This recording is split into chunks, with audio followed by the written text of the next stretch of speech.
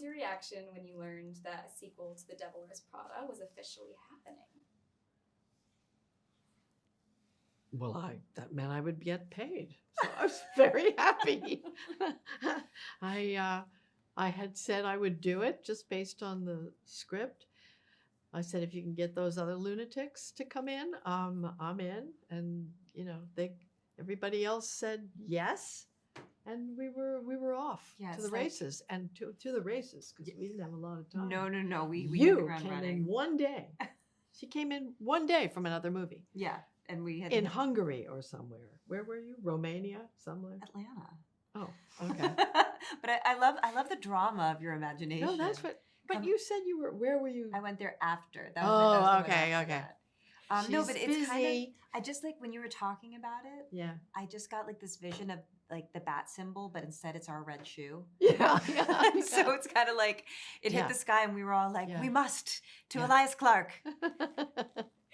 What was it like stepping back into your respective characters' shoes after all these years? Shoes? It was very difficult because this is hard for me. I mean, it's a long day, and I love getting my slippers on at the end of the day, like a real grandma, But yeah, I thought that was hard. This person ran through Manhattan endlessly in her shoes, and she says, doesn't really hurt my feet. I never. Yes, no, you I did. didn't. I said the last thing I said to you on set was, "Oh no, they hurt." Oh yeah, that was the last thing. But early No, in I the was- shoot, you said, No. it's so funny. It doesn't really hurt me. I thought, No, that was just a point. That I was manifesting that truth. No, actually, in the first But you film, when I did was run. 22, oh yeah. they didn't hurt. They didn't. And Yeah. this one, I went, ooh. And I thought, Yeah. at 42-year-old, I should probably throw in there a couple times. So there was this one day where I was wearing these huge, I think they were like Ralph Lauren platform shoes. Yeah. And I realized that Andy would have taken the subway home in those shoes. And I said, David, I just have to be like doing a very Andy muttering about them, just be like, so stupid, so pretty, so stupid. And it just has to be some kind of commentary on Something, it. yeah. Something. Right. I know you've both worked or interacted with other cast members over the years, but what was it like getting this particular gang back together? So if there was a group of people that I could choose to be reunited with, it is 100% this cast.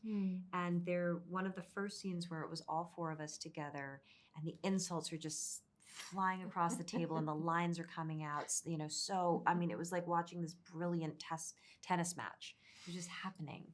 And then everybody's improvising, and I just remember thinking, I this only happens with this group. I've only experienced like this level of chemistry with this group. So, and what I knew this time at this stage of my life was, so just enjoy it. Yeah. Don't worry. That's Don't right. fret.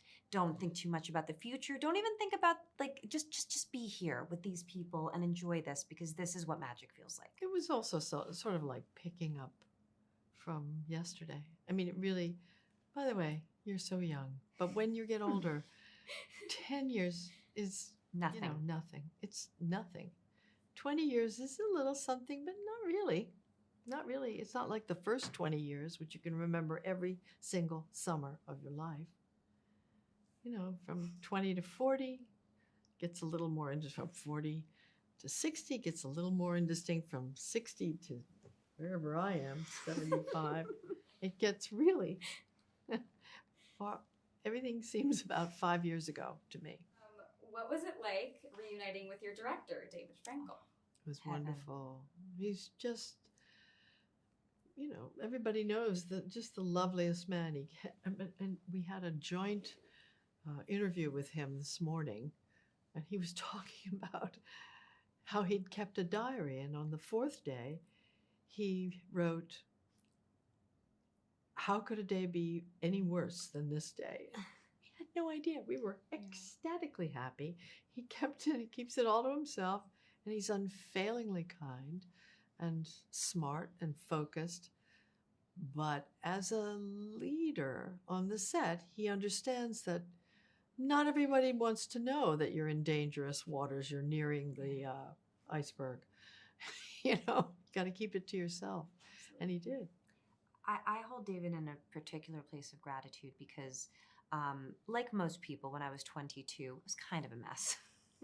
And he just was so kind about the human being that I was and the developmental state that I was in. And he just protected me and he looked out for me and he was so good to me and he graced me so much. And over the years, I've called him for advice. I've stayed in touch. And so it was such a joy to be reunited with him as an adult now who knows how to take care of herself and didn't have to lean on him so hard. And this time I just kind of like, you know what? I'd love to take care of you this time. My feet don't hurt. How many miles do you need me to run? Yeah.